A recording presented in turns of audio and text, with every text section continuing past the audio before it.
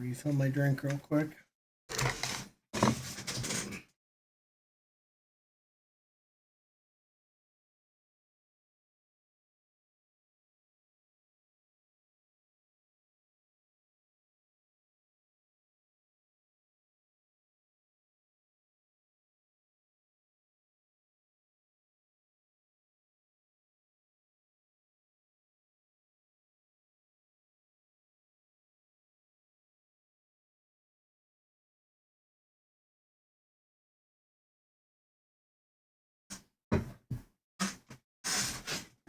All right.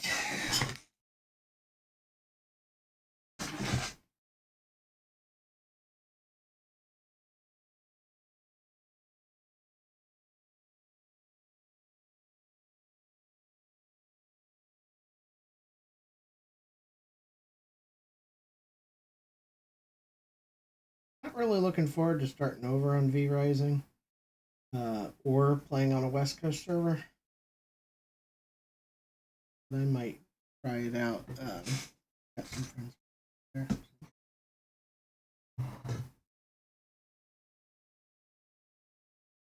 Weird that we play on West Coast stuff. I understand that the guy that runs the guild is over there. But the thing is, we have a lot of people from Europe in our clan too. And East is more central from between West and right. That part seems weird. I kind of assumed that they had picked a an Eastern server for that reason, but they didn't. And clearly, like I'm personally biased as well because an Eastern server would have better than me. But not really even about me there.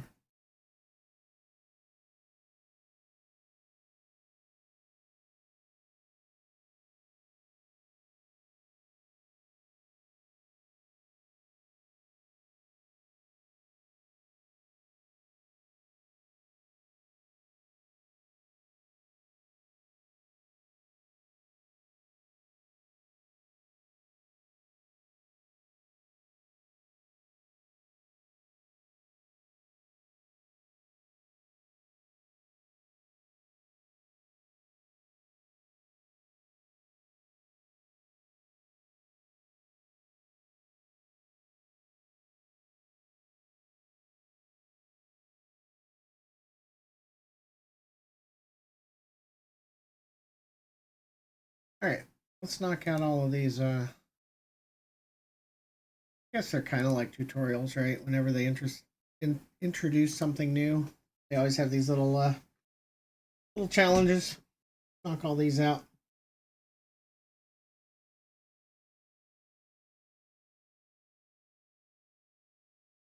We got 1 health, and they have 20.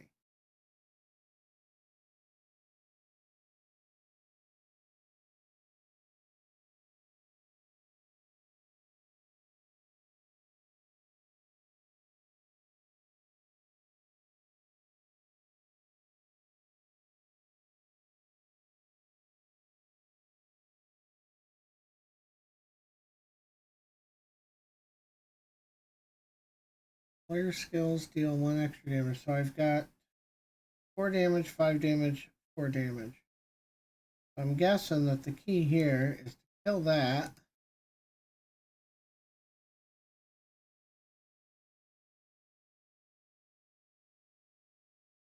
And then play both of these and attack. We're going to do 20 damage all at once.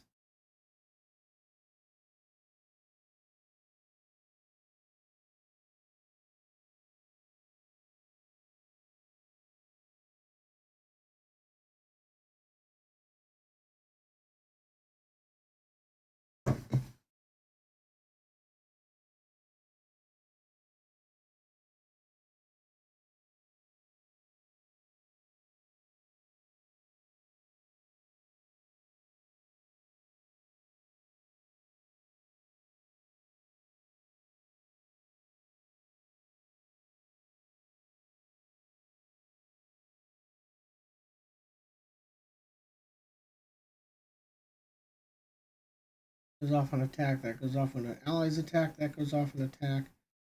Clearly I need to kill that. Then I've only got 3 left. Either summon that or play that. I can't do both.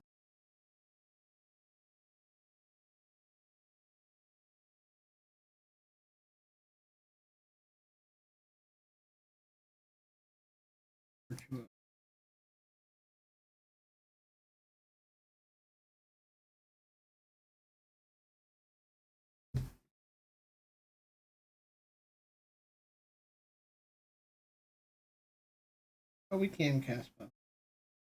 We cast that.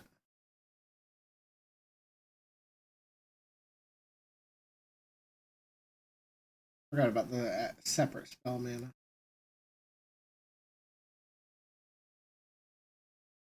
Know if this part matters or not. Like the target.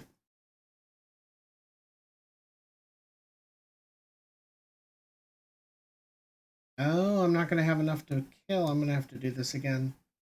Okay, no, that's exactly 13. I thought maybe I needed to use the 2 damage on the Nexus.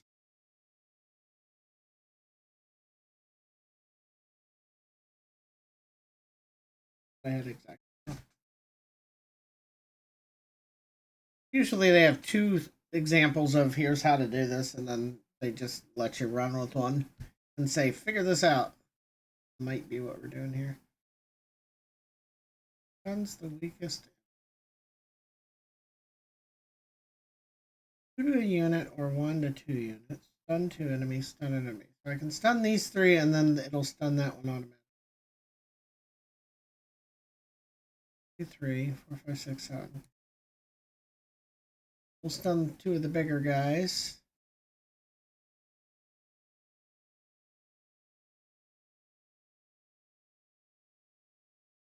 And we stun this one.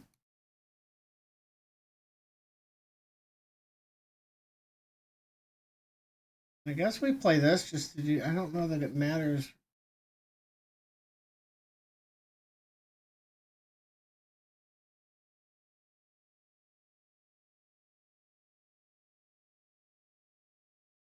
I don't want to. Okay, I can't click that. This isn't going to be enough to kill. I don't know what I've done wrong.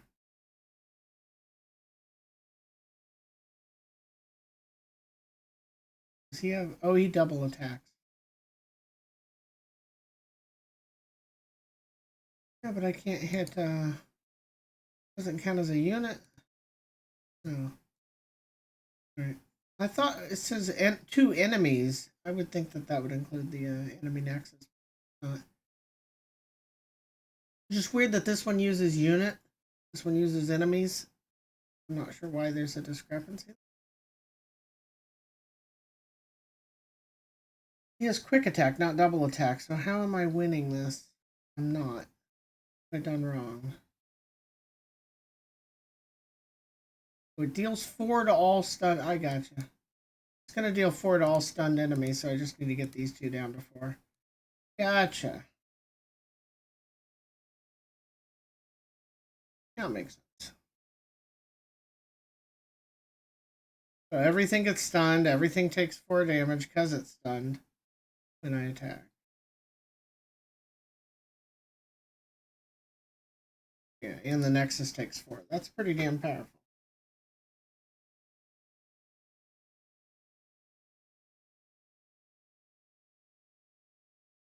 Gotcha.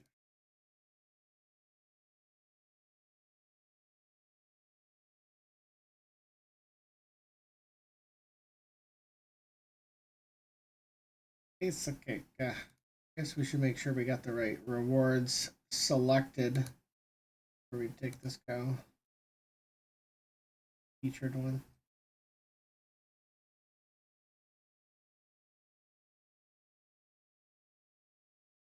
Hey, good morning, Adrian Hop. This is Legends of Runeterra. It's Riot Games collectible card game. Basically, League of Legends and Hearthstone. combined. It is available on mobile, but it's not mobile. They're just knocking out challenges. I haven't played it in months, and they've added a bunch of new stuff to the game, so I'm knocking these out because I really feel like shit today too. I was sick yesterday, and I'm still sick today, so trying to make do.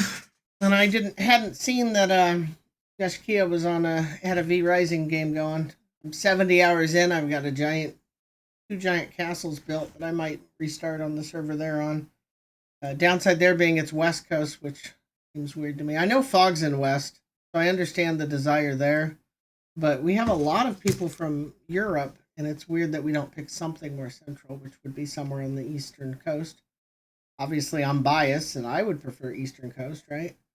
But even ignoring that, it just seems like that makes more sense for overall. All right, so 3 and 2. So I can't do all 3. And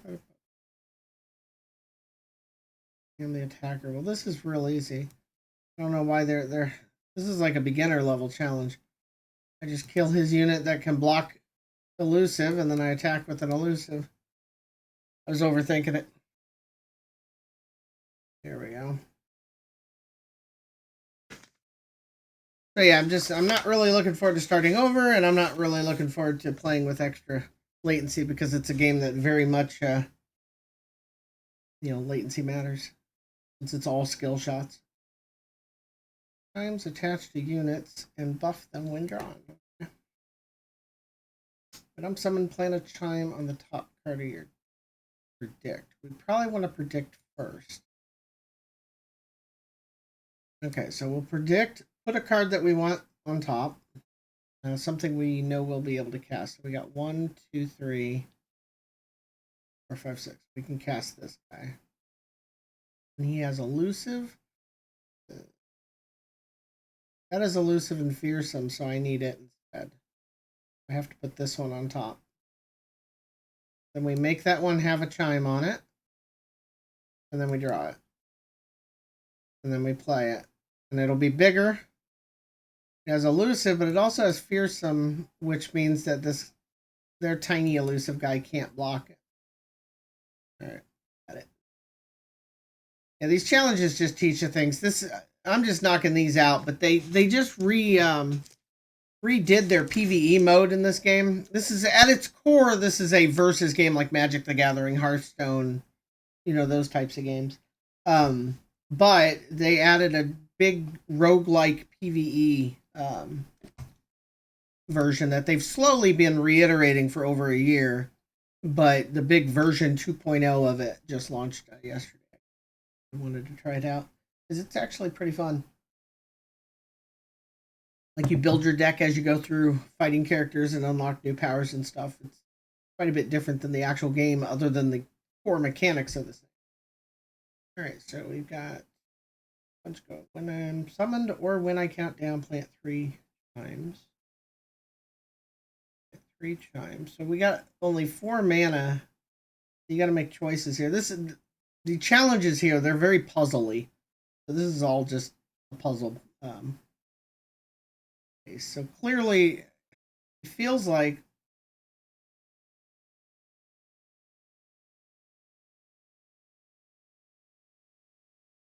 we're gonna get hit. I think the best choice is to do this, but we can't do this and that.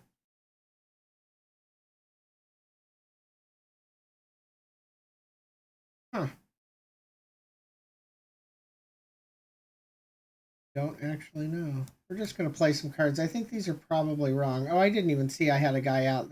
That's definitely going to change things. Yeah, he activate a chime, grant +1/+1 to a random card. Try that. All right, so they attack. I think we go ahead and block. There, and there. Commit. And then on our turn, things are going to get crazy.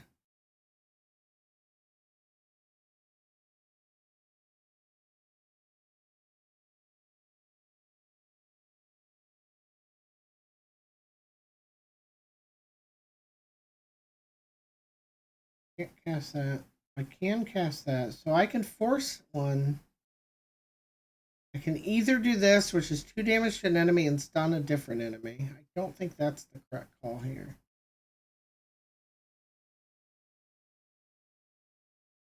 Get 6 chimes. I mean, that's obviously good. And that's 3 chimes, and then draws a card.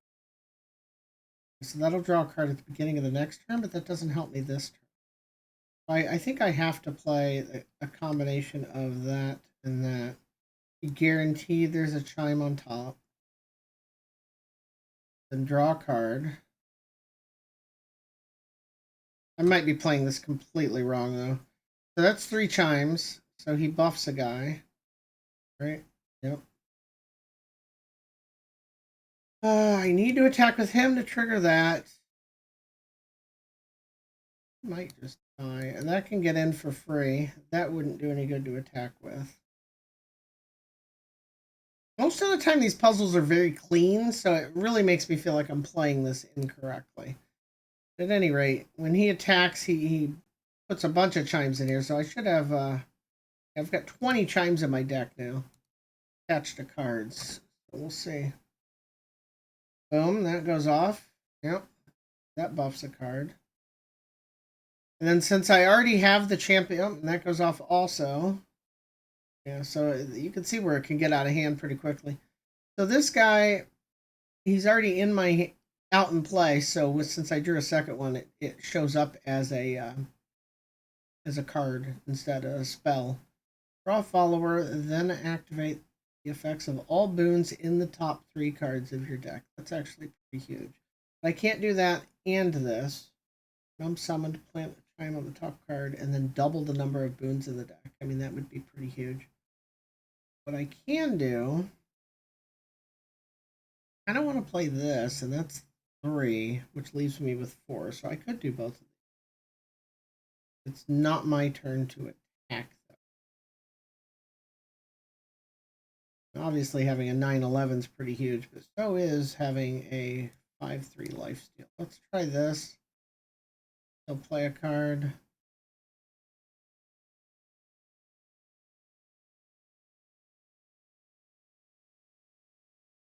Jesus Christ, yeah, that paid off.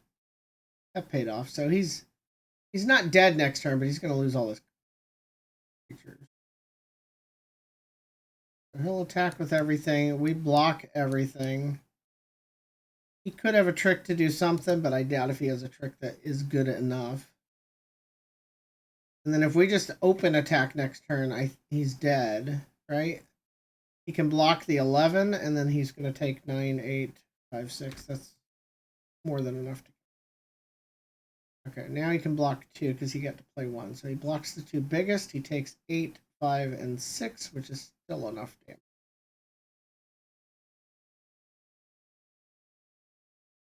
Yeah, he doesn't get to play another one. As long as I attack before he gets to do anything, we got this. So I can play a burst spell. He doesn't get to react.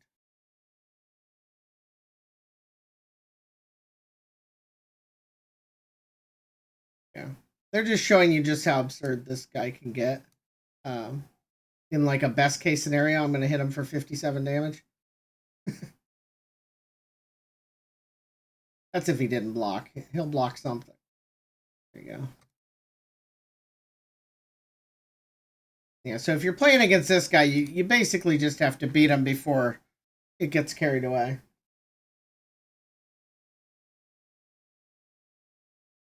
Ugh. I'm so glad I haven't been sick in a long time. And I often don't feel great, but that's a big difference from actually being sick.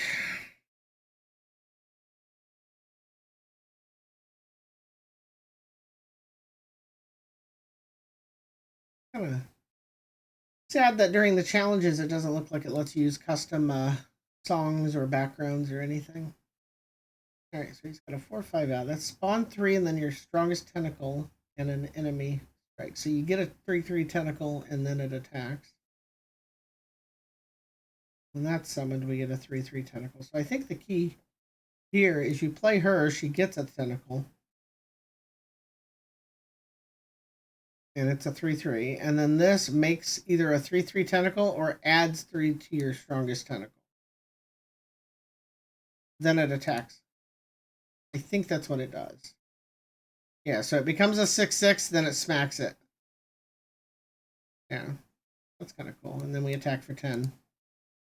That's what I mean by clean. It's like exact points. You know if you did it right.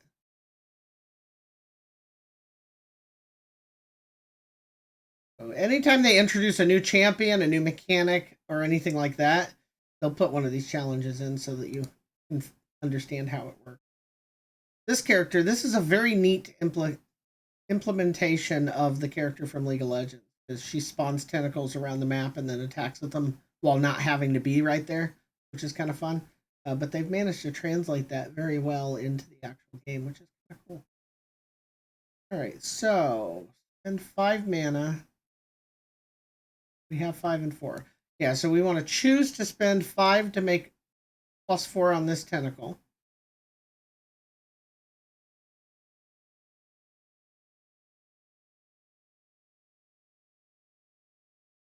And we want to make him an exact copy of this.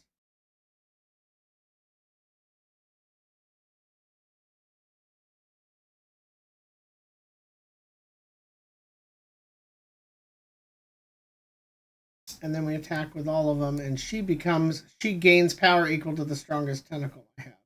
She should be a 6/6. And there we go. Yeah, 7/6. She also buffs one, and then she transforms. But the game's over.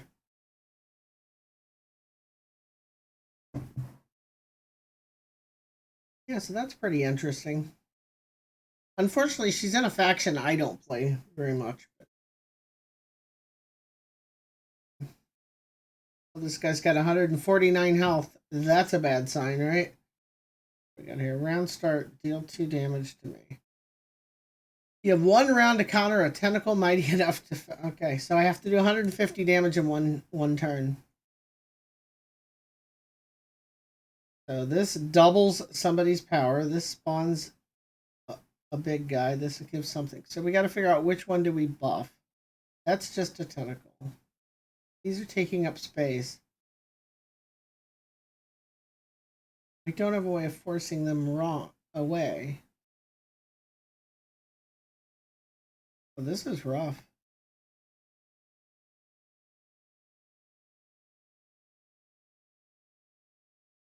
This is definitely rough. Round start. And if your strongest tentacle has 12.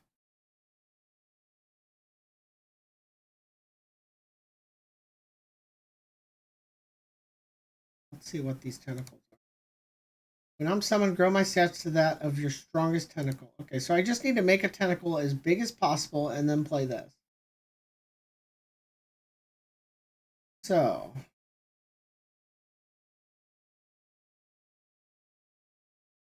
I'm going to buff it. I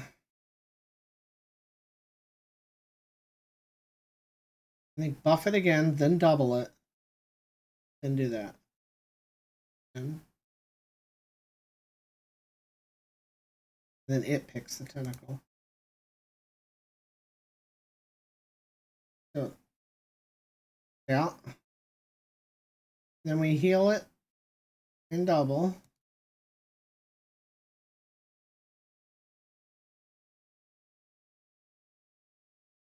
Becomes a 36/30. And then we do this, and that says he attacks with 4 copies of that, basically. That's exactly 149. That's pretty sick. Especially since you start a normal game with 20 health, so that's nuts. All right. So basically, if that guy comes out, the game's going to be over. So a lot of decks have a mechanic of that nature where basically the game is not going to drag on. Most decks have a win condition that if you let them get there, it's going to end. Even the slower decks have a way to finish.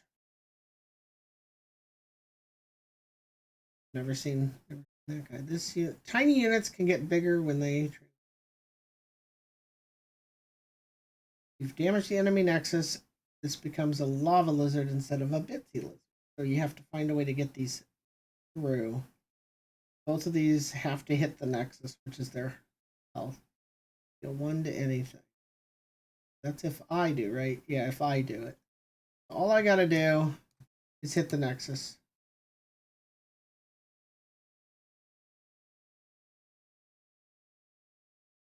And then they both change.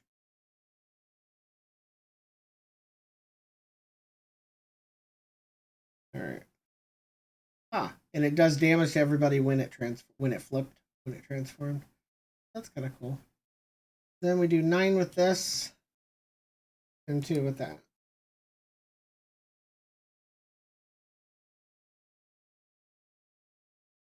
And that has impact, which I'm not sure what that is. I should have read it. I'm guessing it was extra damage to the Nexus, though. That's still new from when I last played. Okay, I know both of them. Gnar is new to me. There's a lot of these that are new to me. Use Gnar to find an opening. Hit your opponent's Nexus, transform your allies, and win in 3. This one transforms into a pterodactyl from a teeny dactyl.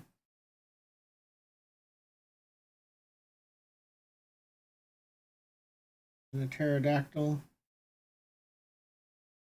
deals 1 to the enemy Nexus at the start. He gets a pokey stick whenever he hits something. And levels up if he has hit the target. Alright, so he has to attack to get a pokey stick.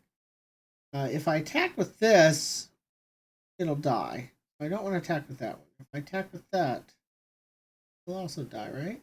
Oh, he's got quick attack, yeah. I attack with just this one. I think. Could be doing this wrong too. But I'm pretty sure if I attack with this one, he just blocks with that and I die.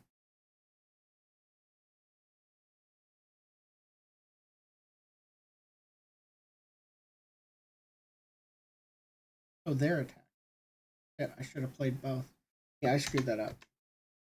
Wasn't paying attention. Doodle surrender. My bad. That's unfortunate. Although instead of surrendering, maybe I just let him attack me. I don't know if surrender... Yeah, surrender takes me back one. Yeah, I wasn't paying attention there. I thought I was on the attack. Because it just seems like most of the time on these you are, because if you let them take a turn, you lose. So, unfortunately, that means we also have to redo the first turn here, but it's pretty quick. Pokey stick and done.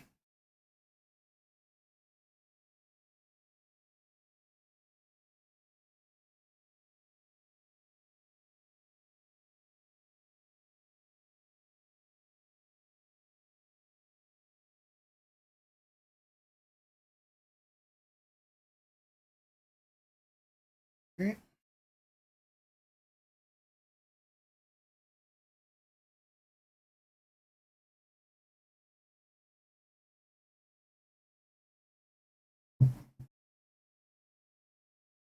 Yep, definitely play them both.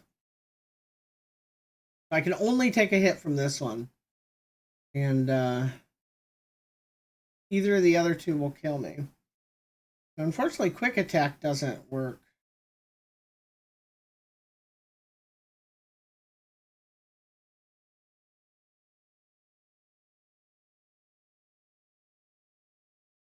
I'm not sure what to do here.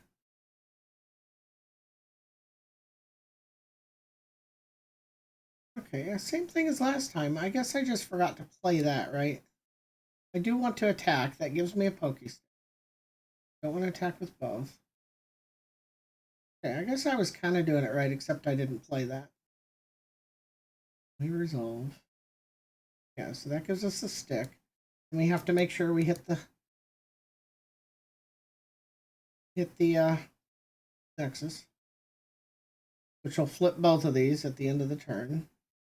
I guess he needs to do it twice.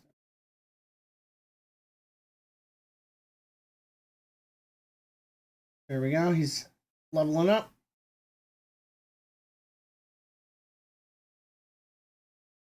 All right, let's see what they do. So that does 1 to the enemy nexus at the start, and anytime it deals damage to the nexus, it does extra. Yeah. And he has quick strike and overwhelm, but the important thing is they both have enough now to live through this. So we block successfully, then counter.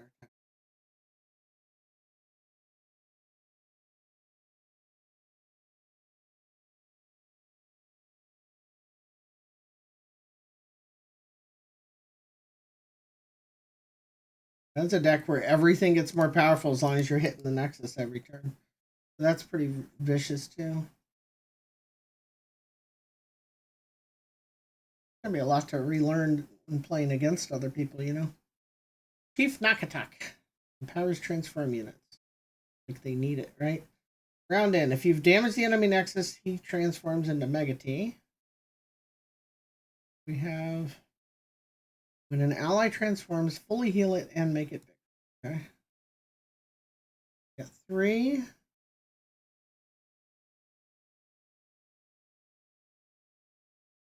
Okay.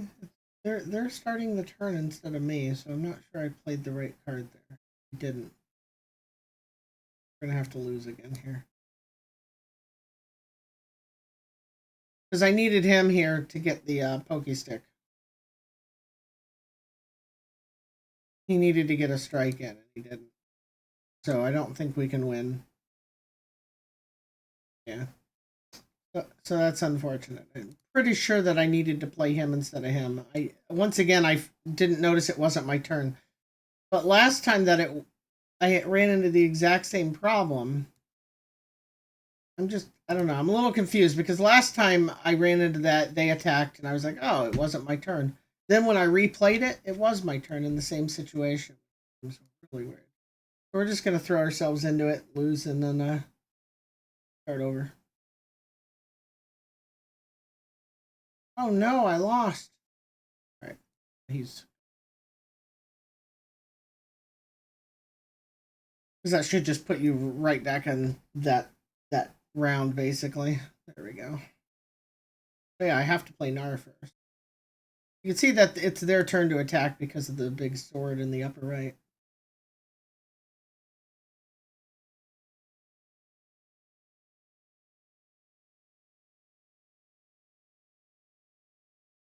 Can't let the 6 hit me, unfortunately.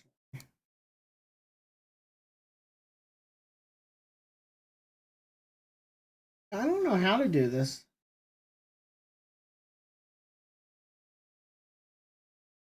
Ally transforms, because they're not going to transform unless I do this. But this is going to kill everybody.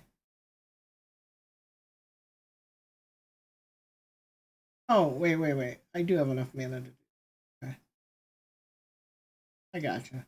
Yeah, so the key is if this guy's down, everybody heals when they transform, and that's what's key here.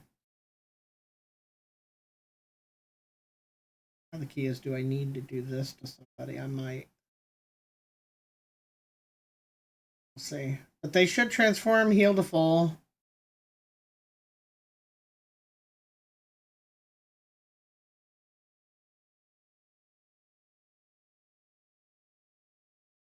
And we're good to go. 1 to anything. Do we have enough to get through? That can't block. But basically, we can just attack that.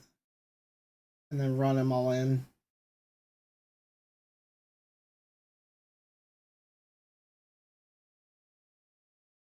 Right. It's a neat mechanic. It's not the first time we've had that type of thing, though, because Plunder was a, like, basically, if you had hit the enemy turn this, or Nexus this turn, you get an effect. It's Plunder.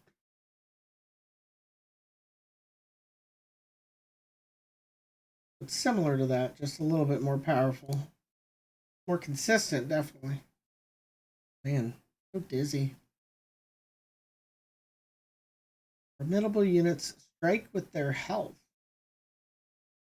Never seen that.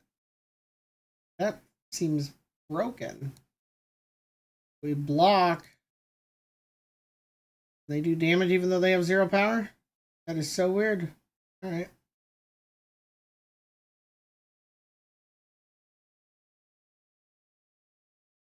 Guess you need to be able to heal them to really make it go.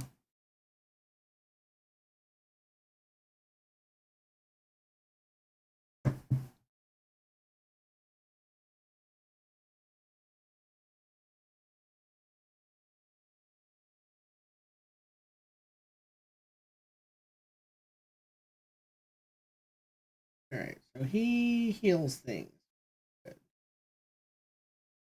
Summon, grant other allies +2/+3.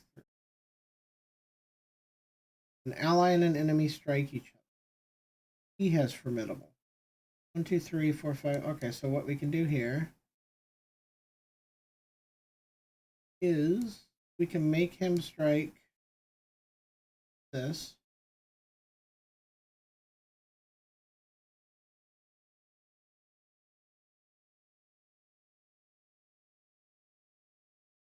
We can heal him.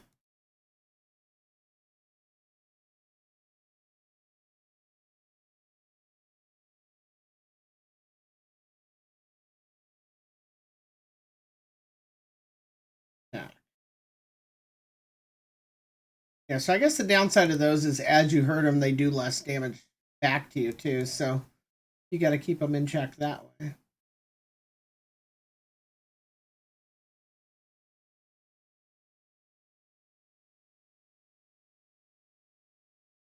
Poppy. I didn't know Poppy was in the game. All allies with equal or less power than me +1/+1. That's actually huge now that we have so many 0 power that can actually do something. Fully heal damaged allies. That's all allies. Well, clearly we need this. Then we need to block. We need to choose the blocks correctly. We know we're going to heal to full afterwards. These all have overwhelm. Okay. We don't want to lose anything. So we take the 6, which takes us down to 6.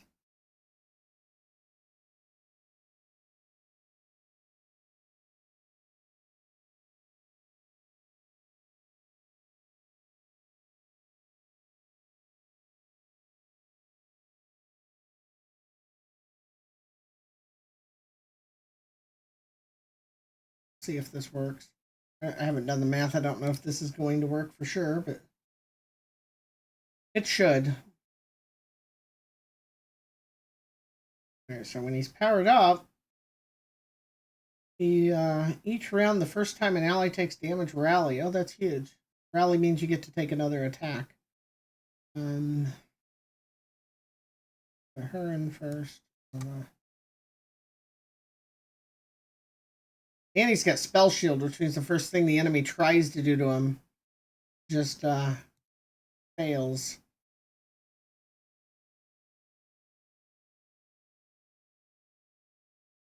Yes, we get to rally. So even if that didn't kill him, we get to attack with everything one more time. So he was pretty screwed. So I'm probably going to run through all these challenges. Then I'm going to do one run of the roguelike PvE part. And then I might fire up a new character on the server that Gashkia chose and see if there's even any place to put a castle down. I also don't know how like clans on official servers can only be 4 people, and I don't know how that's arranged yet. If any, how people have paired up. I didn't see anything about that in the Discord. Attach units can pair up with other units to buff their stats. Team up. A cat then, right? Team up to survive the Yeti's a cat. Yeah, Yuumi. I didn't know they added Yuumi. They've added a lot in the last. It's been 6 to 9 months, I think, since I played. All right. Yeah, because the character in League of Legends straight up either it floats around as a cat, or you can link onto another character and you kind of just circle them like an option from Gradius or something, and buff them. We want to attach. So that'll make him 5/5 And then what's he got on him from her?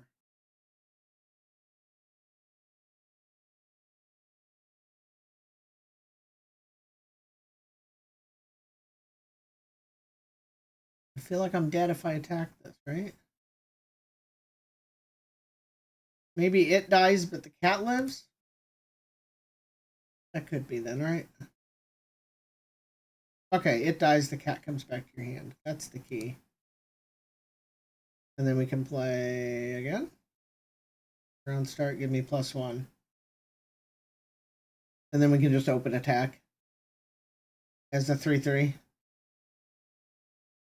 Yeah, so you'd want to play this in a oh, but it's already got 2 factions that preclude the one I'm thinking of. I was gonna say you want to play it with the faction that can bounce things back to your hand at will, because then you can do that. But that does not appear to be the case. You can only have 2 factions in your deck, barring special rules. Attach. All right, so that's just a 2/2. That's a 1/1 with tough. This makes 2 hit. If an ally died, okay. I have to get 5 damage through. I can't let this live through a single hit.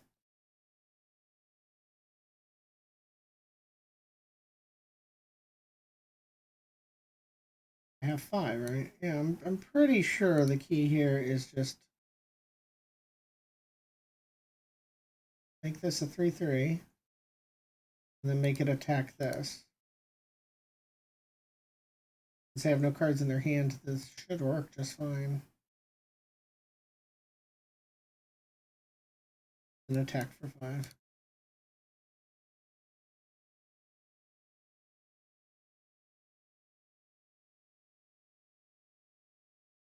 First time I'm seeing some of these cards is why it takes a second here.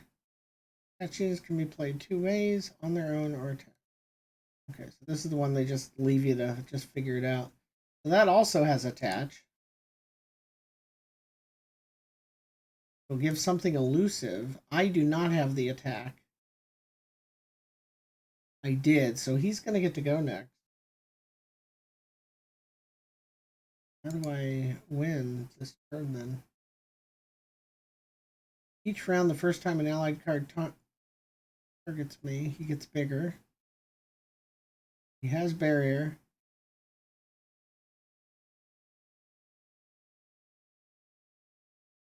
I need something big and something with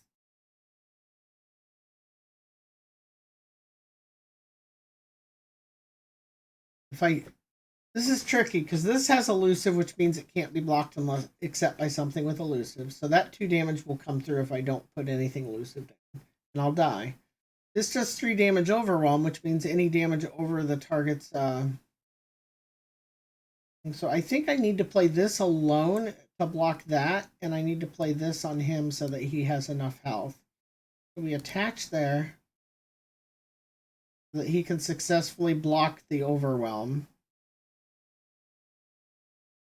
Although I might be doing this wrong. But we'll see. And then I think I play this alone just so I have an elusive blocker. Let's see. Right. Okay. Yeah, so that's correct. I don't quite kill that though, which that part sucks. Unless I draw something that lets me. And oh, he has overwhelm. Yeah, he has overwhelm. So the fact that that only has 1 health means I win. Because he'll block it, he'll stop 1 of the 8, and then he'd lose. All right. Why is that not charged? I love it when your phone's plugged in and then beeps that it has low power. Times. Okay, so we got 4 more to go. This is free to play, but it's also one of the most generous free to play games I've played as far as like you can pay money to get cards faster if you want, but if you're willing to play the game, they throw shit at you. They throw cards at you pretty well. And each week, you get X amount of progress a week, and at the end of the week, they dump a bunch of cards on you based on how much you played, and it's pretty generous there too.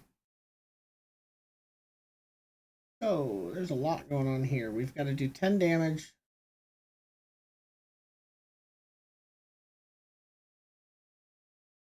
You have a Tristana? No. She played cards from 4 or more regions that cost 2 less. That's interesting. So what region is this? Vandal, and I can't remember that one. Oh yeah, so we've got a really good combination. That'll cost 2 if we play these two. So that's 4, 5, 6. So we can do that. We can play him.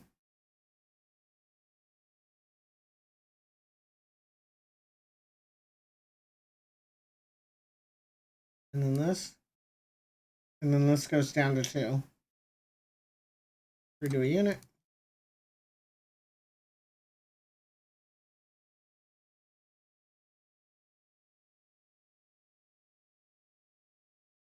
Attack for 9, but he hits twice. So that's 10.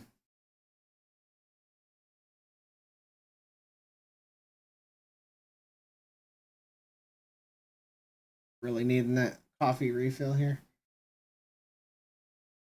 Now, they've added all kinds of champions I didn't know were in the game yet. Ziggs.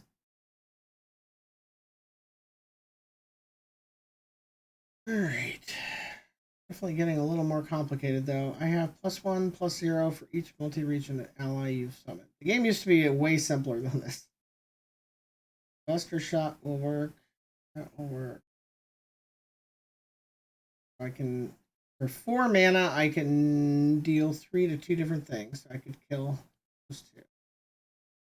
And then that's 3 damage, so that would cost 4, 5, 6, 7. That would be 7 of my 13 mana. 14, 15. Did the math wrong there. 7 of 13, that leaves 6. Got less than 6 there. So yeah, we don't really have to overthink. We can just start nuking things. I think we've got more than enough. He does have the ability to give an ally +1 power, but that doesn't help.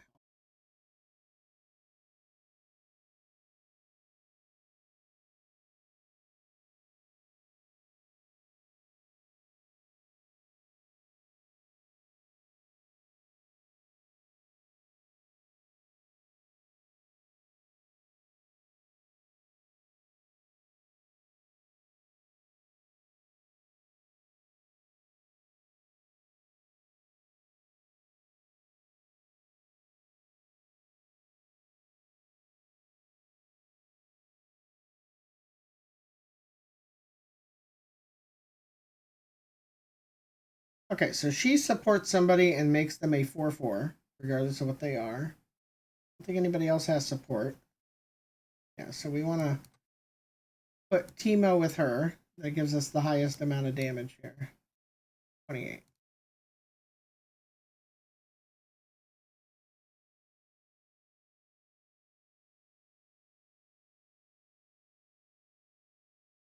All the Yordles. Alright, so we're almost there.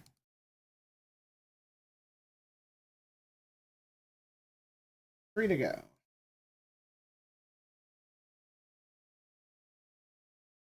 Probably introducing Impact, which I've already used now because I did these out of order, I guess. Guess I was supposed to start at the top. This is such a sad creature. Dragon Chow. His sole purpose is to have a dragon eat it. Alright, so our attack. So impact means even if they block, it's going to hit the yeah, so I attack. He blocks all 3, he still takes 3 damage. That's going to be really hard to play around when the opponent's using it. It's just the simple attrition of having a whole deck full of impact. Like combine impact plus direct damage. You know, you're doing damage to their nexus with impact, and you're doing damage to their nexus with spells. That'd be very hard to counter. All elements with equal or less power impact. This is a simple going to buff everybody up when it attacks.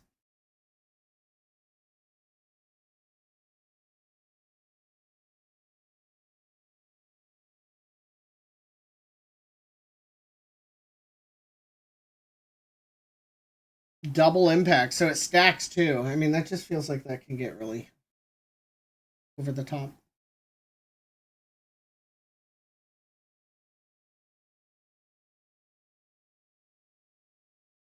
Alright, gotta do 3 damage this round.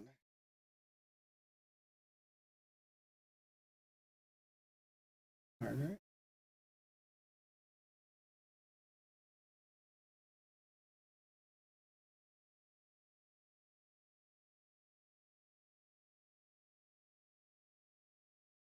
Can Cannon Barrage hit the base? I think it can. I think the key here is actually do this just to get damage on the base or the nexus. Because once we've done that, Plunder activates, which makes all of the Plunder effects go off here. And then once we have Plunder, the 8 and 6 is 14, so we only have 12, so we can't cast these two together. And that just does 5 to a unit. I think our key here is we just do this and roll the dice.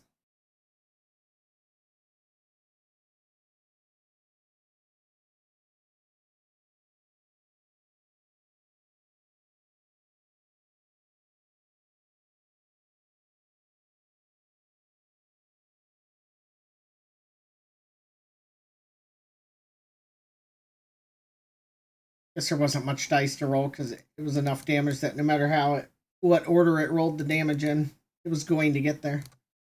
All right, Harness the Dark. This is probably the most challenges I've ever had at one time.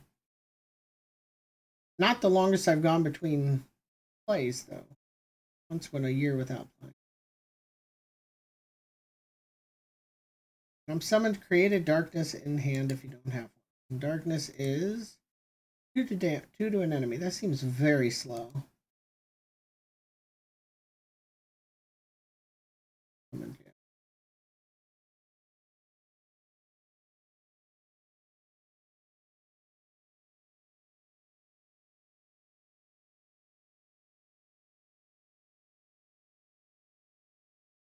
But we deal 2 to an enemy, and then because we played a card that we created, he gets a +1, which is enough to kill him. Because Vigor is all about like getting bigger the more he kills things in the game. Okay. Darkness can be buffed.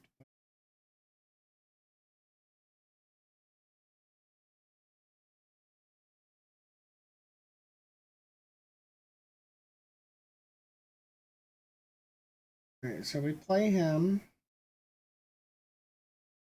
Okay.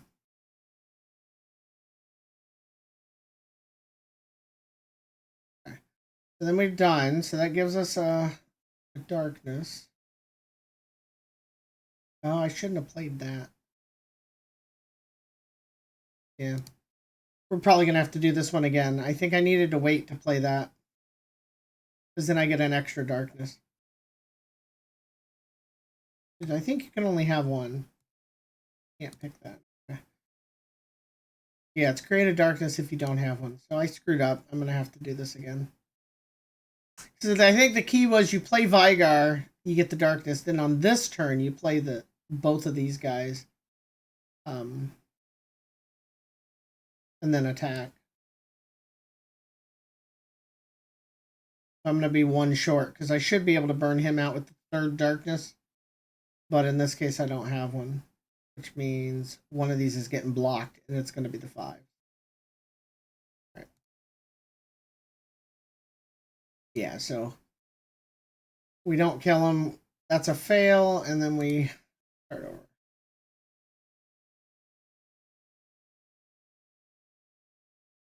Gotta think outside the box. Just because you can play something doesn't mean you should. The key here is that they can't attack. It already considers that they've attacked. We do that, we hang on to this because right now it only does 2 damage.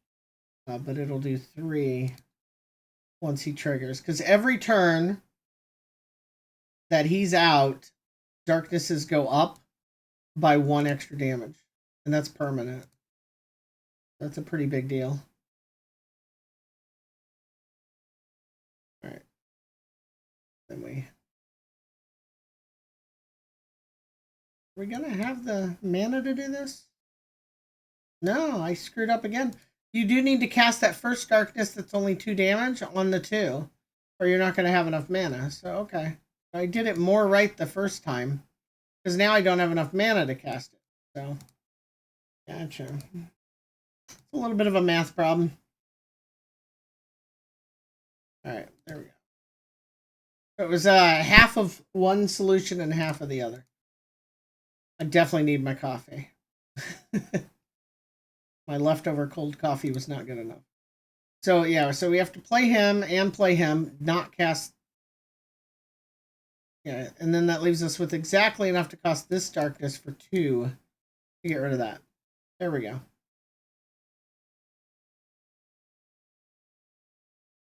And then next turn we cast. We're not going to have 2 darknesses, are we?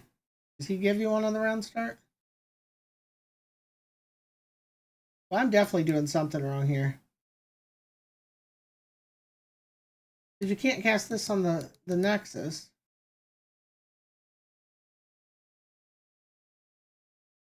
So what am I missing?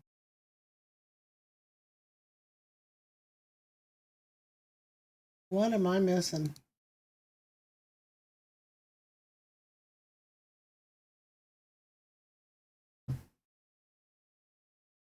I'm summoned. Create a darkness if you don't have one, correct.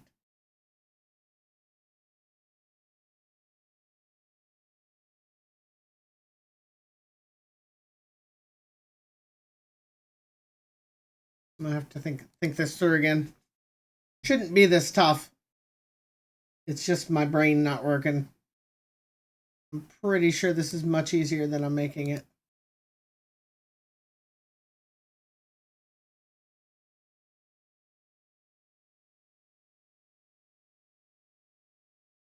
Okay, so on the next turn, well, on this turn, if I just play 4 and 3, that's the correct play. Okay, I'm doing everything. All I do on this turn is this, right?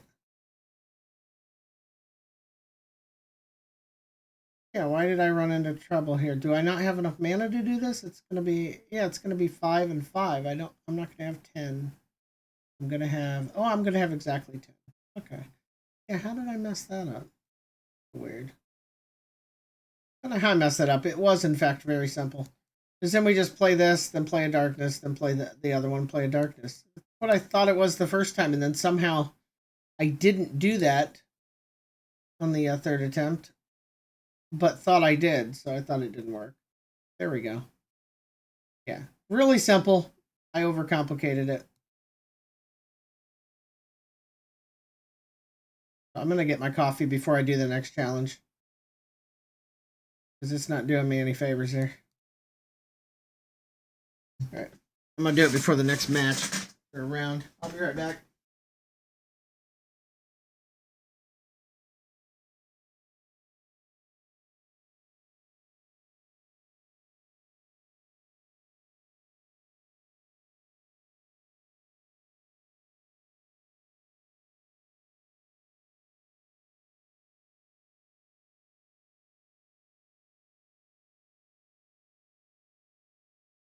I'm also going to grab a protein bar for breakfast.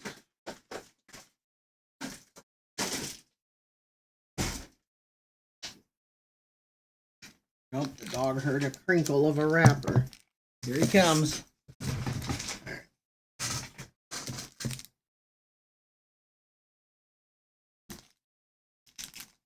He does not miss a beat. He might be getting old and slow, but he finds a way. Alright, that's a lot of bad guy over there. She can play Darkness at a fast speed. That's pretty. So they're going to attack me for a lot.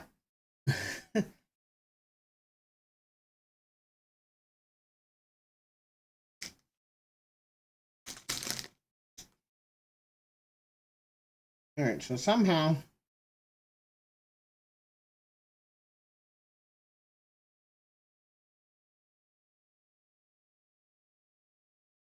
Oh, well, that's clearly the... I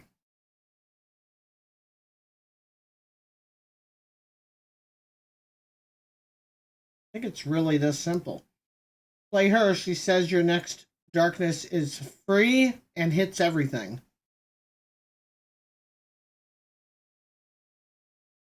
That's kind of nuts.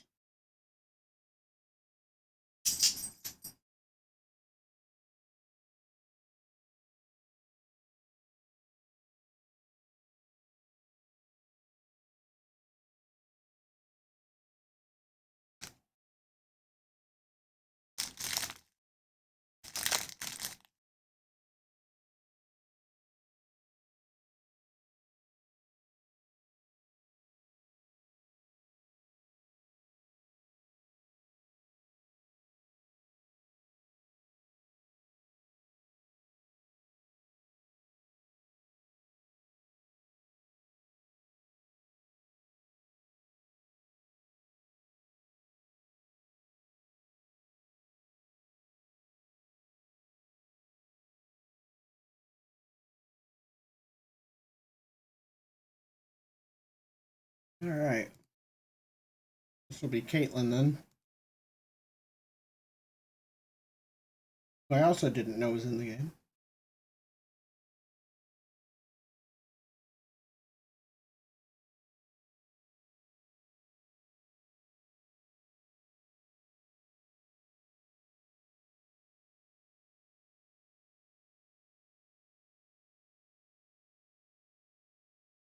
All right, so we put 2 flash bombs in the top of their deck, 2 more flash bombs in the top of their deck, and we make both players draw a card.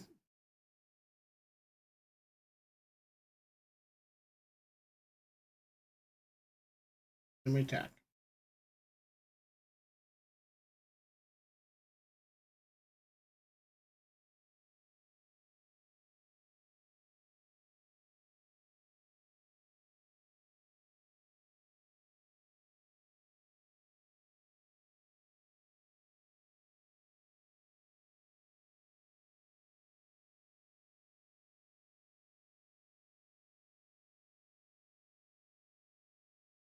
All right, so I give her barrier. She can block it without dying, and then anytime she does damage, she puts flash bombs in the deck.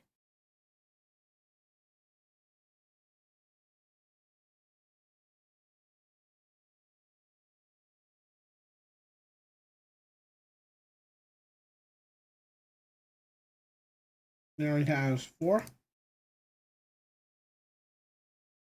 4 flash bombs in the top 8 cards. Yeah. And he only had 1 card, so they were all there.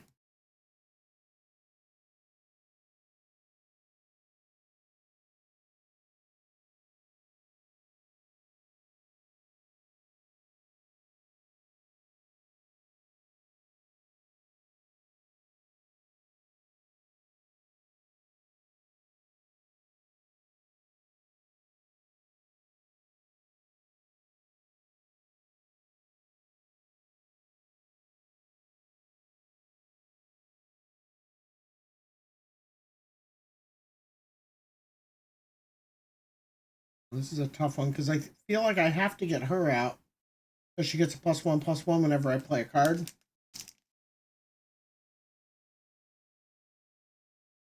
I've got 12. Means I can't also do her. because I need to make sure everybody draws. I can't go 5, 6, 7, 8, 9, 10, 11. I think that's what I do.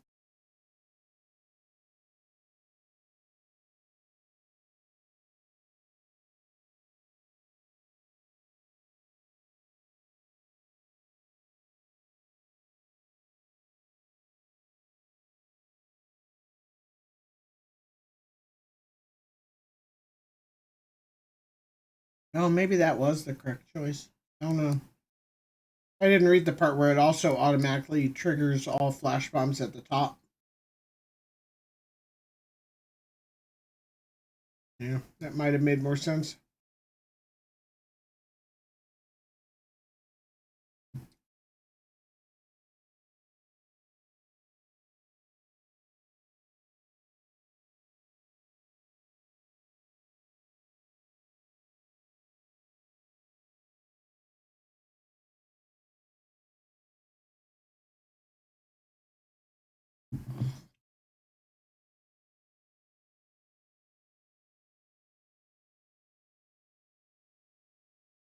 It didn't quite kill it, did it?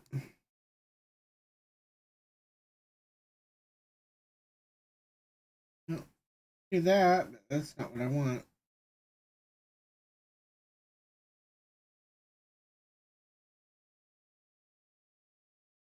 I feel like I messed that one up. We'll see here, though.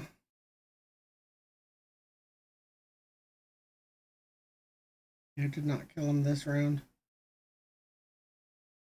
If it lets me go again, no, it does. You do have to use Karina. Okay, so we don't play Vi at all then. This is going to be all about just get as many flash bombs as possible.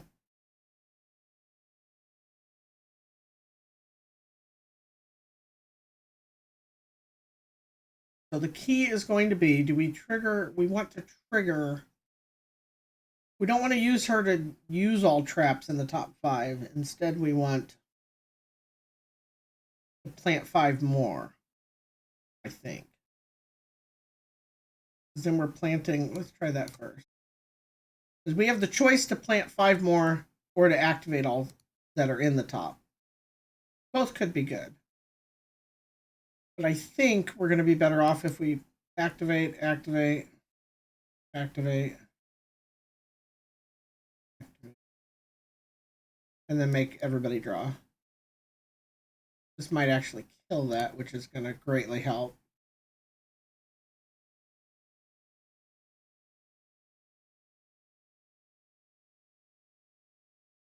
There we go. So that triggered 11. So she's going to do 11 extra damage. Yeah, so she's going to do 15 plus 5. So that works.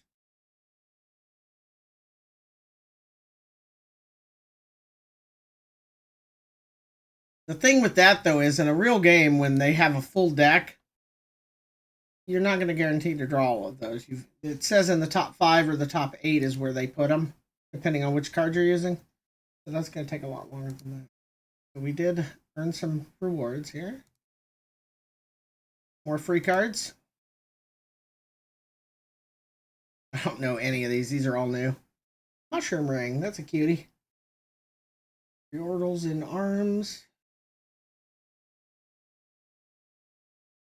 Okay. That buffs based on Fae, so they've added that as a faction then. Path of Champions is what I want to try. The brand new Path of Champions.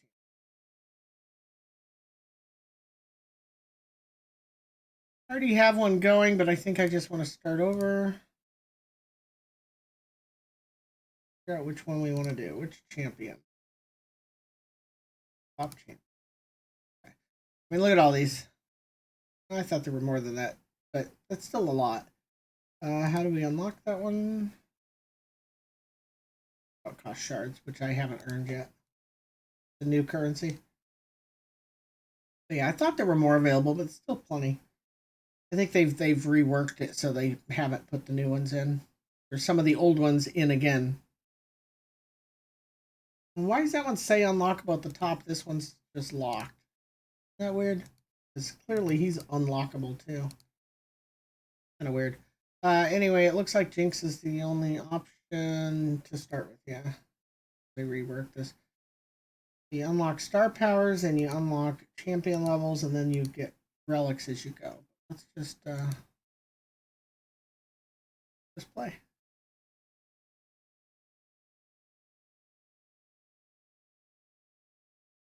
Loose Cannon Part 1, World Adventures, or Jinx's Campaign. Already done Jinx's Campaign, so let's do World Adventures.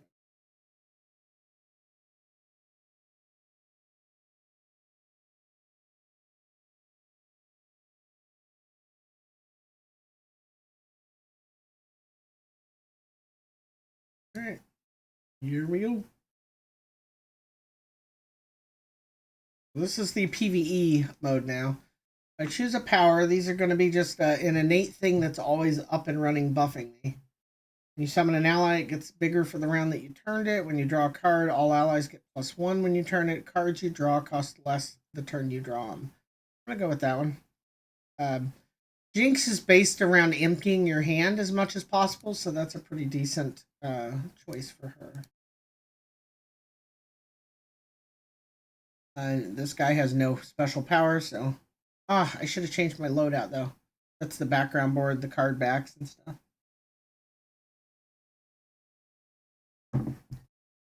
I'll have to remember that next time. I've got nothing that costs less than 2, huh? Let's replace one of these and one of these. Try and get a 1 and a 3 in here.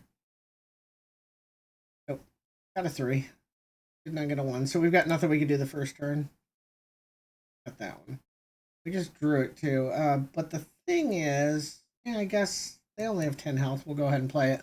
This card's good because you can use it for a card that says, hey, discard a card from your hand to do something special. This card, when you discard it, does the same thing it would if you played it.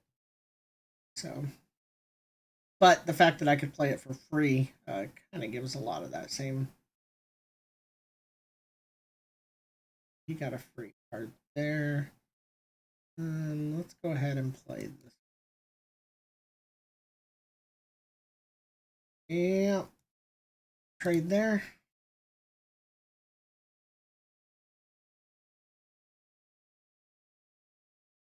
That card would be huge if you could give it Fortify where it attacks based on its health. Very useful. Right here, see, discard a card to draw one. That'd be good with the other.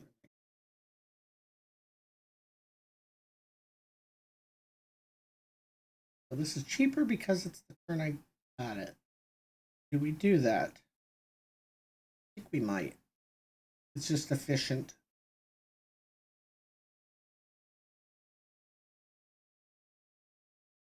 Two Scrap Scuttler.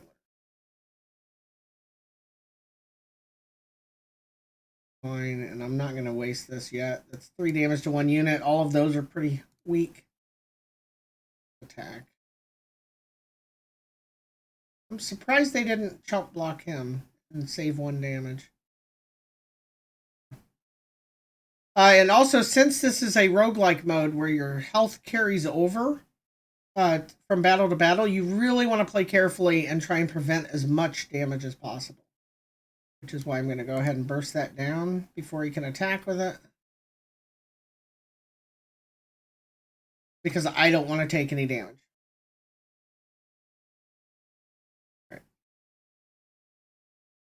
All right. Okay. Turn the special card back too.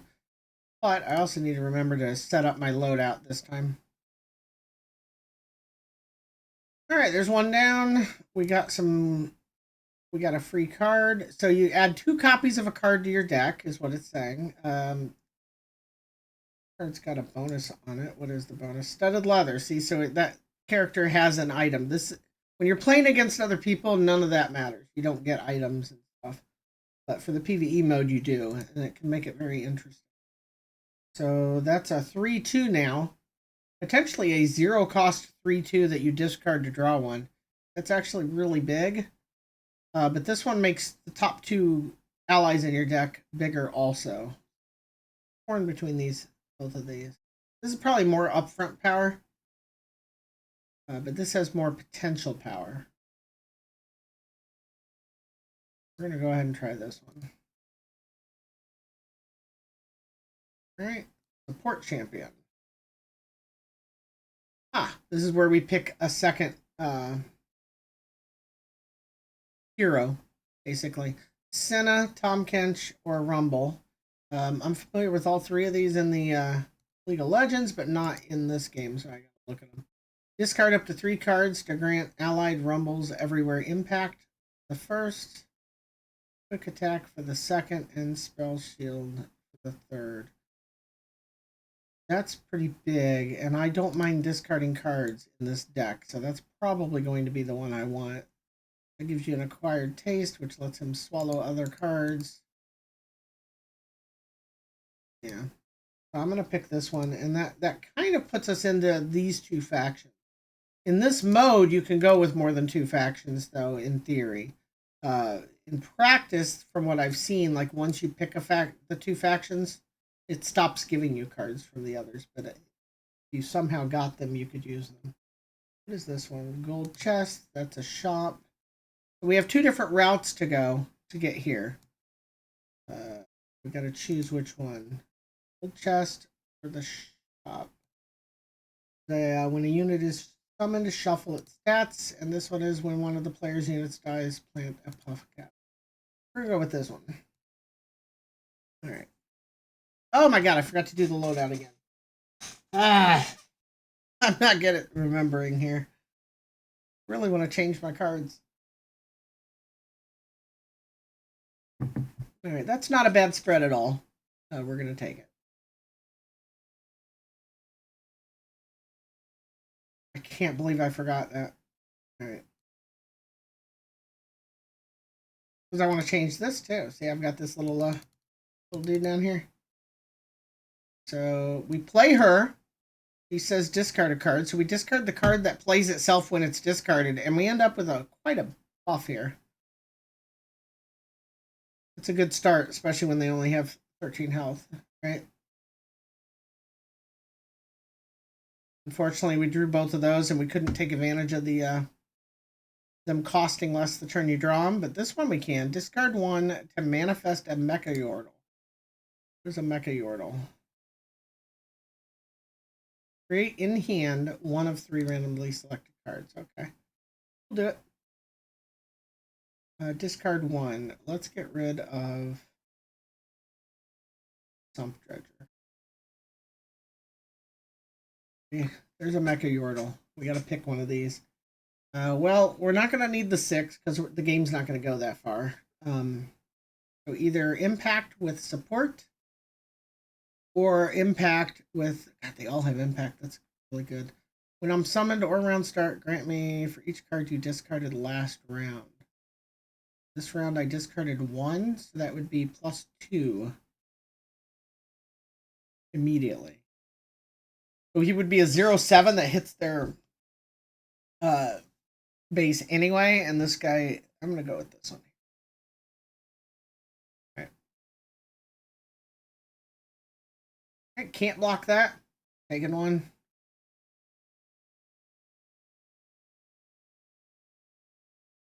All right. This turn, I could play this. I can burst this down.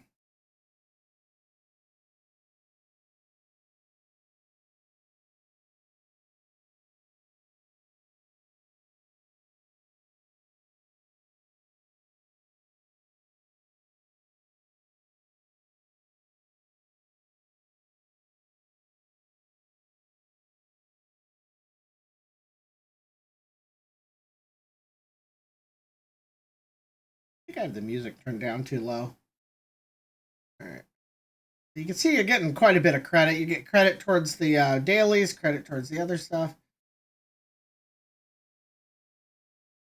I do have it turned down a bit much. Add 2 cards. So we pick to add 2 more of these and give all of them a +2.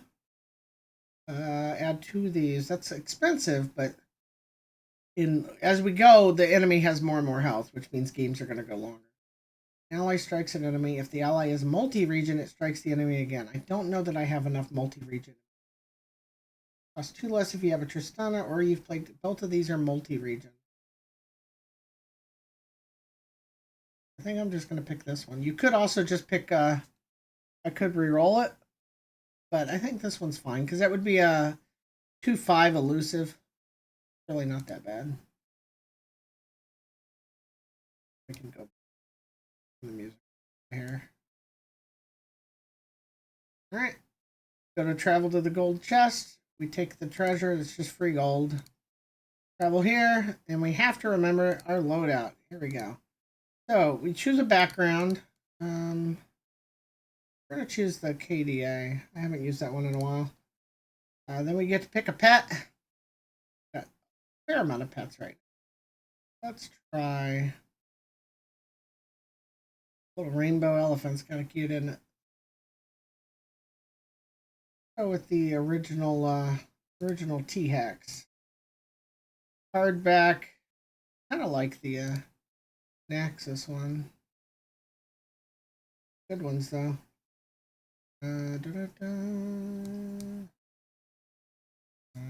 Tackle. I don't have enough of these.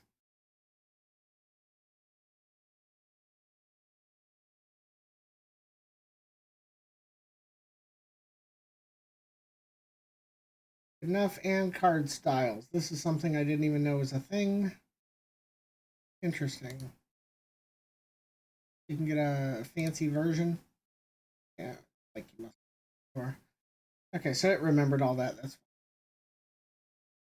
so the KDA background's based on their you get an augmented Poro in hand at start, okay. KDA's their like CGI K-pop band.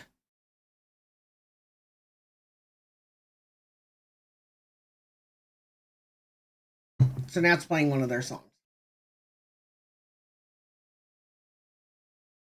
I think this is a pretty good spread. In this particular board, you can actually change it between one of 3 songs.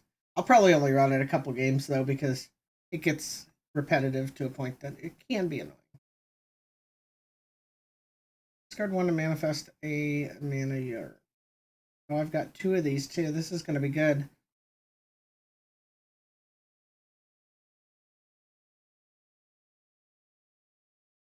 That's the least valuable of these. Alright, so that one's got challenge and impact. I guess they all have impact. Every mecha does. Well, that's kind of cool. You discard a card to play it, but when this dies, it summons the card you discarded. Actually kind of cool. I guess these Yordles, I do have enough multi-faction. 2 attacking sand soldiers. That's also really not bad. They have 15 health. This could go on long enough. But I think early, we're just going to grab... No, we'll grab that one. We'll plan ahead here.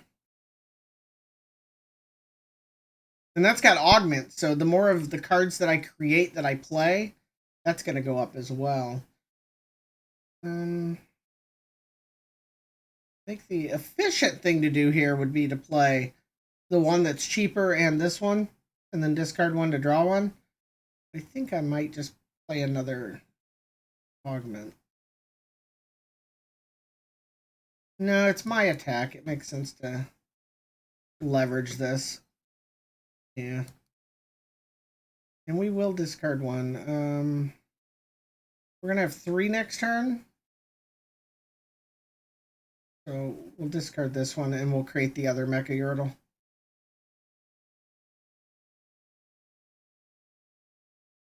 He'll probably trade the 2 Yordles. He did not. He went for the bigger block. I'm very surprised. Because that guy's only going to get bigger and bigger on the power end.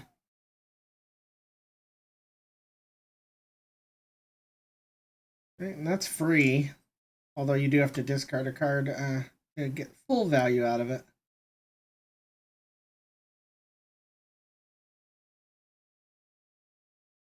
So we'll discard 1 of these.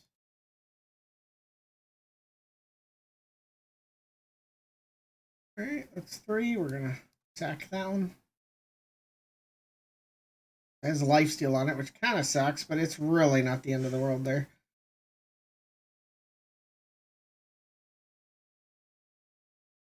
Alright. That doubles power and impact every time it attacks. That is a game ender, which is pretty good. But I grab this one.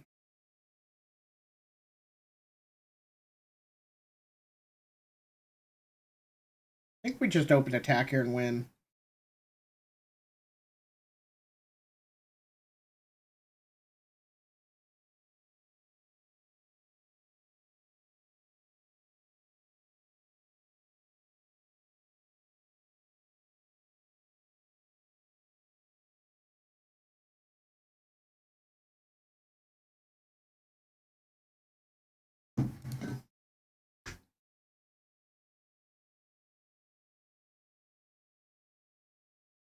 And you can do most of these daily challenges, like not in PvP. You don't have to play other people, which is nice. But if you do play other people, you do them twice as fast. What it means right here, matchmaking counts as double. That's pretty effective too.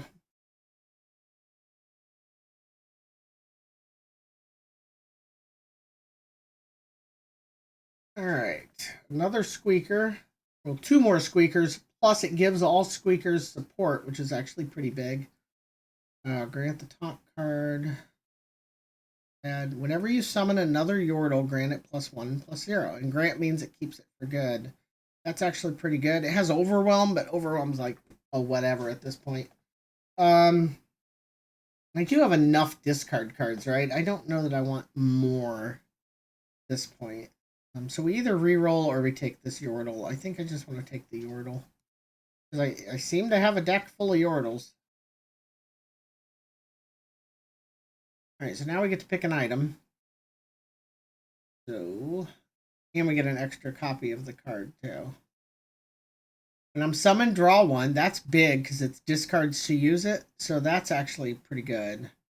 And that guy would then be a 3/2 with Spell Shield, because he already has a buff. Or we can get put Challenger on this guy. He'd be a 2/2 Challenger with Overwhelm. Which is also pretty decent. I'm going to take this because that means it replaces itself. That's very efficient. Okay. Then we have a shop where we can spend our coin. Got 400 to spend. Buy Aftershock. Deals 3 to something and summons a Poro. A Poro that's 3/3 with +1/+1. Deal 1 to a unit. If you have 4 or more allies, deal 2, and it draws 1. I'm going to do this because it replaces itself. Pretty good, too. Can't buy 2 of them? You can. I'm going to buy 2. I'm not going to buy 3, though. That's what the dots at the top are, how many you could buy. We're just going to buy 2. Here's where we heal. We only need 1 health. We heal, and then we fight the boss. He starts with the Hexcore Foundry, which I don't recall what it is. All players draw 1. So everybody's going to be drawing extra, which is really bad as Jinx because you want your hand empty every turn. That part kind of sucks. And then I got to remember to change the KDA song. I forgot. The game was so fast.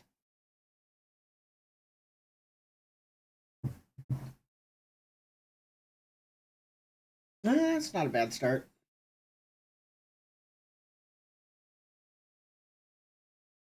I'll replace that, though. I have a lot of cheaper stuff that we could probably just get out here. Not cheaper. I think I like the third song. I can't remember, though. Emo talking shit.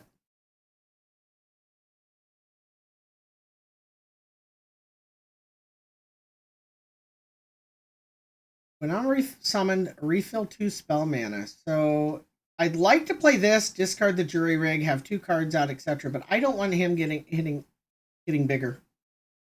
So what we're actually going to do, play this for 1. It gives me 2 spell mana. Then I play this for 1 as burst speed. And it destroys Teemo. Very efficient. I like it. And since we picked the everything that we draw this turn is cheaper, that's huge with the... Oh, that's unfortunate. I can't use that there, though. And I have to target a unit, so I gotta wait until he plays something. So we'll do this. Discard that.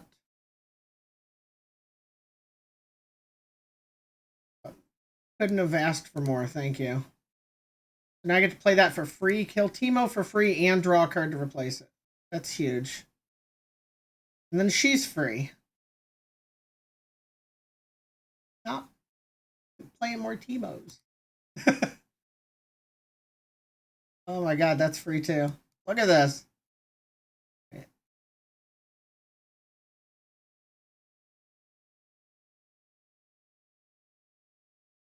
Unfortunately, I can't play this elusive. And I'm not discarding. I'll discard the elusive. So this Teemo's going to live, unfortunately. Let's just take that. That's elusive. Yeah, see, we're not going to empty our hand properly because of the draw 2. And that part kind of sucks because Jinx really goes off when your hand's empty. But he's dead, so it doesn't really matter. That was just super overwhelming.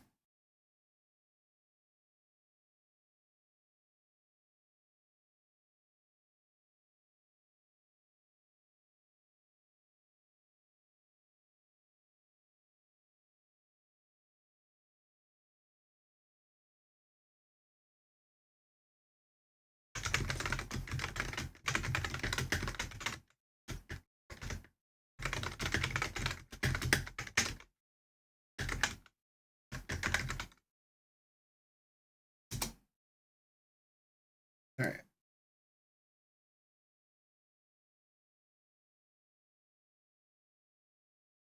So this is where it's all new to me because this is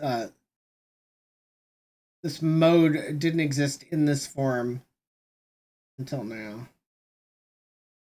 What is it asking me now? Featured card. Okay, it's just telling me that that's the card that they feel did the most in my run. It was a quick run because these are the beginning.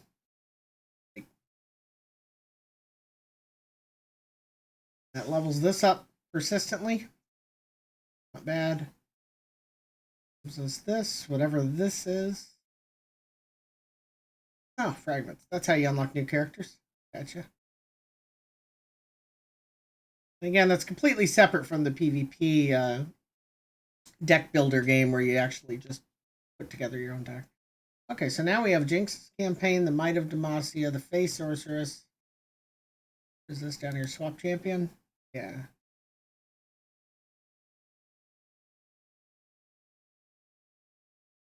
Oh, those weren't just shards. Those were shards specifically for unlocking her. That's what it is. Okay. And this one uses a different currency. So I can pay to unlock her, which I'm going to. I see how it works. And the other ones you have to just kind of roll the dice and get star power. She doesn't have stars that uses that same currency. So she has no power yet. And then you got to upgrade her. So the more you play one, the better it gets too. So I kind of want to try Annie out though. Star or no star. Let's try Annie out. Does she have an actual starter adventure? Completed that one. Yes, Annie's campaign. So each character has their own campaign, plus there's generic campaigns everybody can use. Let's see how it's working.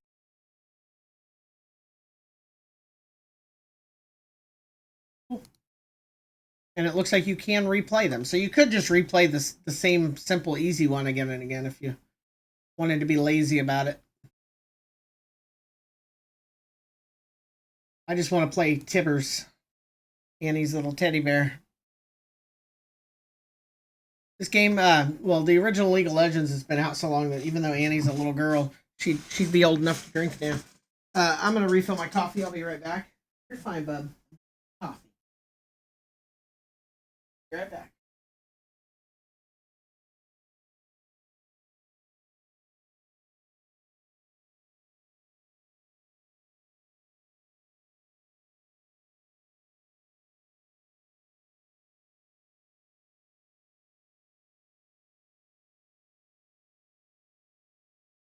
You're fine.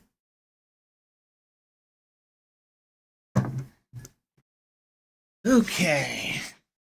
Go ahead and ask about.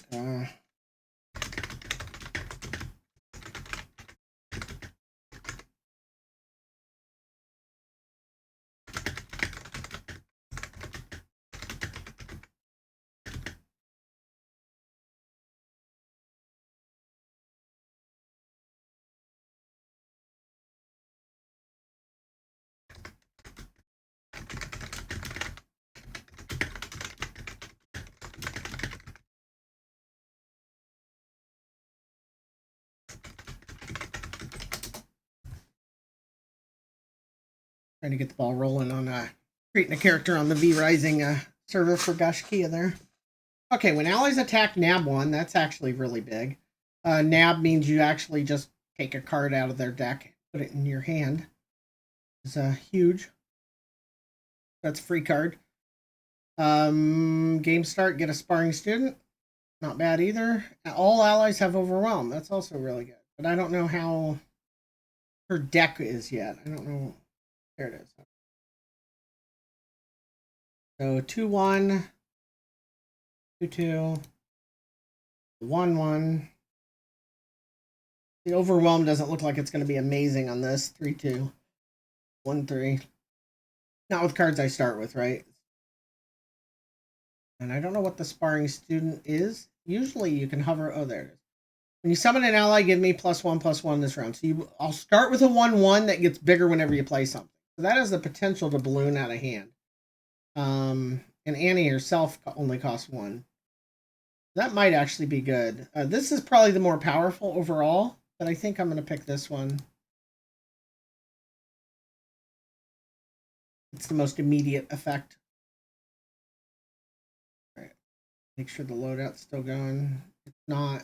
I don't want to have to reset this each time. Hopefully it's just per champion. Annie's going to get the... we'll go with the Cosmic T-Rex. She can have the cupcake backs. Oh my god, and then I should pay more attention so I can put these in the correct places so that when I need to use them in a hurry, I can. You know what I mean? Anyway. Good enough. Hopefully that's per champion and it remembers. If you have to change that every time you play a run, that's going to be kind of over the top. All right. Oh, we're actually fighting against Tibbers. That's interesting. Okay. When you play a fast, slow, or skill, grant me +1. That's nice. Skills are a new concept. They existed before, but they weren't called skills. So now this little circle next to attack means that is a skill. Yeah, this character always had that ability. I think we're fine with this. We don't have a 2 cost, which is a little disappointing. Each round, the first time you play Magic Embers. Magic Embers is 1 damage to enemy nexus. Okay, we're going to replace this one and hope we get something that costs 2 or 1. We got a duplicate that costs 3. Oh, there, that's cool.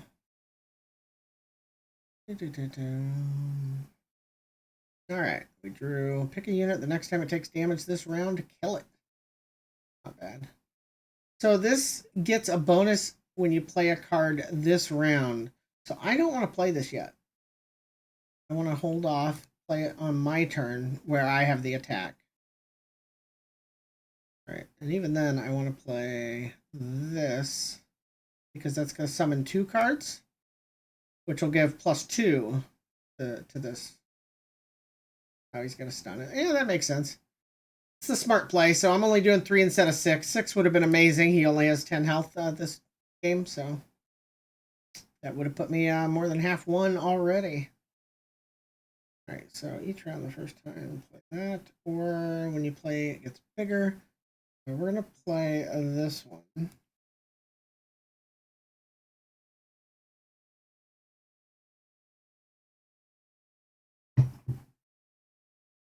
And I can play Annie. Do I want to attack first? Do we just win if we attack? 1, 2, 3, 4, 5, 6, 7. Win if we attack. Unless he does something in reaction, which he might. Kill a unit with 3 or less power. So what we're going to do... Is that worth it? That's probably not worth it. Gets me 1 more damage on their base. That's not worth it for 2 mana. We'll let him kill it. The concern here is if I play a spell, he automatically casts Magic Embers, which is 1 damage attack, so for their base. That's not worth it for me. That's fine.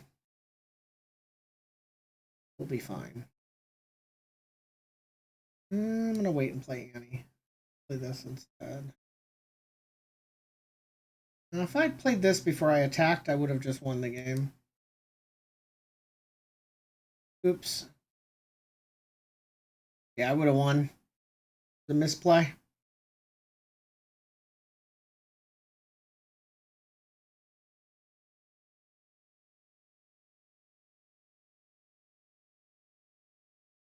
All right.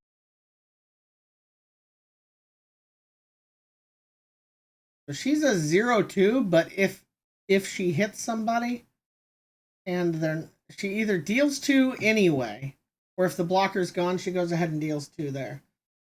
So it's kind of interesting.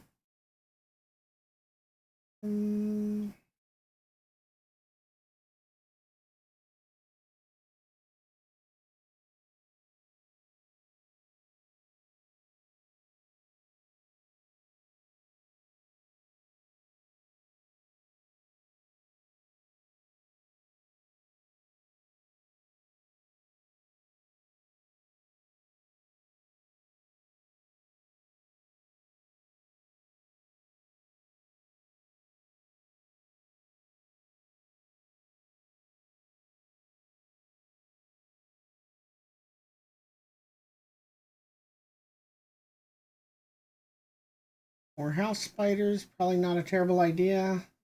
Give an ally a bonus or Fury. Fury's the dragon one, right? When I kill a unit, grant me +1/+1, yeah. All dragons have that. We're going to go ahead and take the spiders. Since each spider summons another spider, that means we get more chance of buffing that guy quickly. Alright, so then we pick our second champion.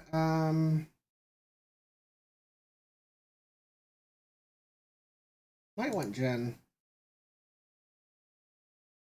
He's also based on casting spells, skills. Deals damage to... Yeah, a bunch of direct damage and stuff. Let's try him. Alright, 2 different ways to go. There's healing there, there's money there. Oh, then they crisscross. That's kind of interesting. Huh. Round start, deal 1 to all foes units. That's gonna be hard as hell. A lot of my stuff only has 1. I think we'll go here for ease of use for now. A lot of my stuff only has 1 health, so it would just die every turn. It'd be rough. It would also completely nullify my first turn advantage of starting with that 1/1. It would just die before it got to do anything. I'll get rid of the 3. It's not terrible to have it, but I don't want to get rid of my champion.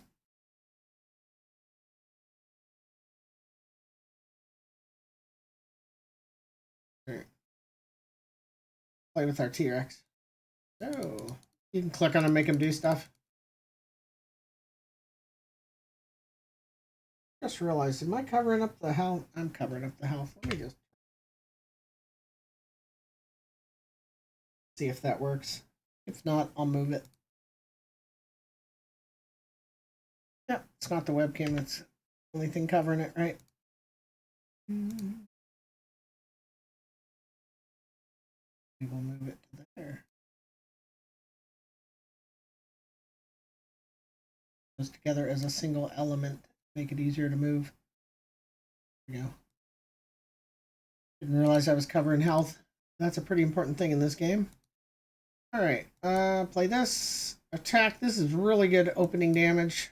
6 damage right off the bat. I think 6. 7. No, 5. 5 damage. Yeah. Not bad. And he buffs up every time. If you do 3 Lotus or 3 spells together, let's see where that is. Every 3 you play a Lotus Trap. Lotus Trap is deal 1 to the Nexus and stun the weakest enemy. So that's pretty good. Go ahead and deal 2 to that. And that powers him up 1 more.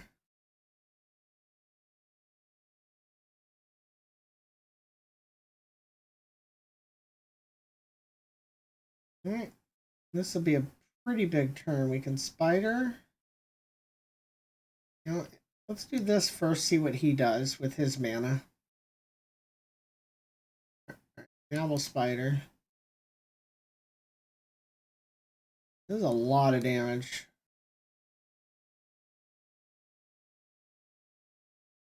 Oh, and this guy gets stunned because of the Lotus Trap. He still gets to block that, unfortunately, because the stun goes off after. But it won't hurt my guy. Oh, it did. Interesting.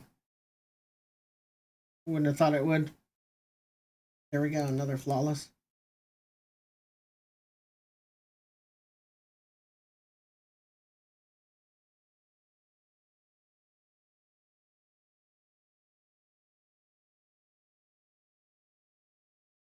And then heal. I don't know why we have a heal already on the path. It seems a little early. Spellslinger is a spider. That's kind of interesting. So it's a 1/1, but it has tough, which means it takes 1 less damage from anything. When you play it, it stuns somebody. If they're already stunned, they take 2. That's not bad. It's just a stun for 2. That's not bad either. I think I already have Legion. No, I have Legion Saboteur. The Marauders are interesting because every time they attack, all of your Marauders in your deck or out and play get bigger. So the more of these you can get, the better. But if you're going to take them at all, you need to take a whole bunch of them. And then this is always decent. It's just pay 3, stun something. But having it also have support is nice. That's a tough choice here. I do already have spiders. We could be building for a spider synergy. This guy's not bad either. Free stun. I might just pick this one.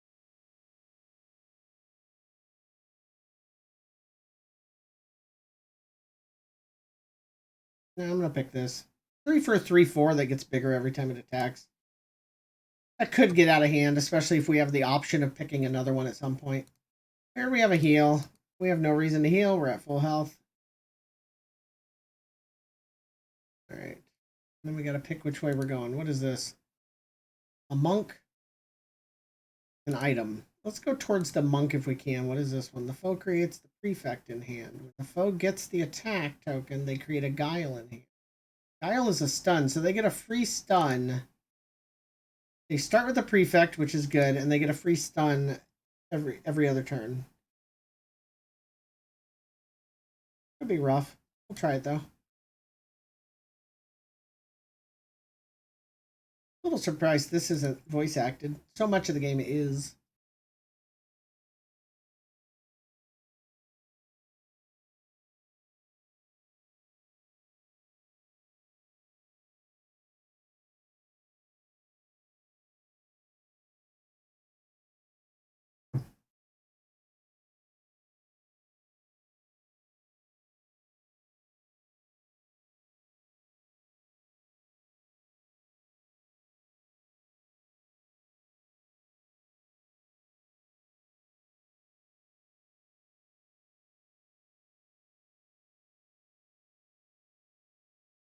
Good start. 5 damage.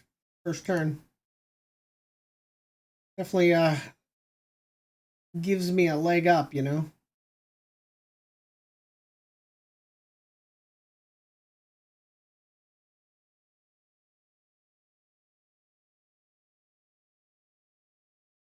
And here's a tough one. Do I play this or this? Pretty sure I play this. Tough, because I could play this and then this, which would give this a +2/+2. This is the equivalent in a lot of ways. I don't know. This is going to end quickly. Let's just do this, and then I still have the ability to blast something out of the way. Like that. He gets a free stun, unfortunately. And then we can get rid of that.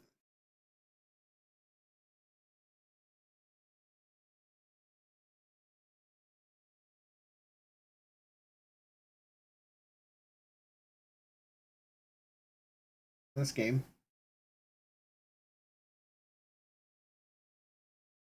Too much of a lead I get with that current combo.